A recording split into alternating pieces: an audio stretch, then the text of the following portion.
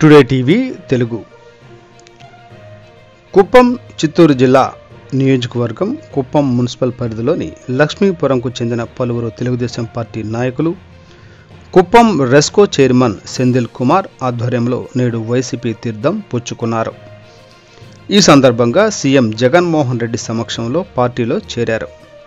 CM Jagan కండువా కప్పి పార్టీలోకి సాదరంగా ఆహ్వానించారు.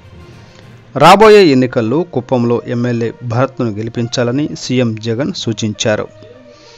పార్టీలో చేరిన వారిలో లక్ష్మీపురం మాజీ సర్పంచ్ కృష్ణమూర్తి, తిరుపతి గంగమ్మ, ఆలయ మాజీ డైరెక్టర్ దేవరాజు, శంకర్ ఉన్నారు. ఈ కార్యక్రమంలో లక్ష్మీపురం కౌన్సిలర్ మణి మరియు పలువురు వైఎస్ఆర్సీపీ నాయకులు, కార్యకర్తలు పాల్గొన్నారు.